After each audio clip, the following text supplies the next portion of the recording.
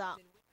而接下来这个画面则是引发了国际的关注，这发生在埃及的观光胜地路克索。在昨天是经传说有热气球爆炸坠毁的意外，而现在这意外瞬间的画面也曝光了。有目击的民众就用手机拍下了事发的瞬间，只看到这出事前热气球先是发出了奇怪的声响，接着从这底座的部分开始冒出了大量的白烟，然后不到20秒的时间，这整个热气球就开始直直的往下坠落。这起意外现在造成了至少是19名的游客罹难，其中包含了9名香港籍，还有4名的日本籍游客，震惊全球。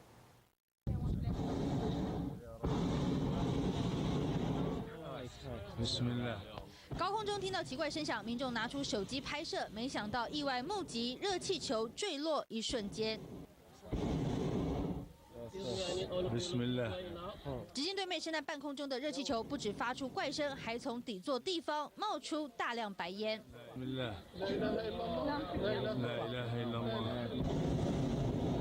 民众议论纷纷，这是出事的热气球持续往上升，但不到20秒，突然热气球像被泄了气，开始直直往下坠。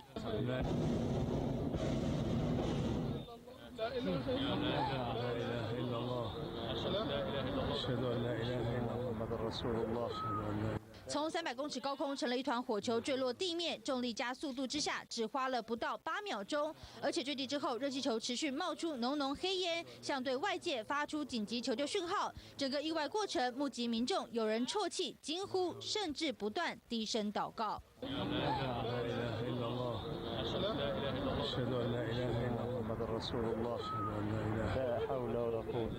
埃及路克索26号发生的这起热气球爆炸坠毁意外，共造成了19名外国游客不幸罹难。现在目击民众拍摄短短1分半的影片曝光，也成了调查意外原因的重要关键。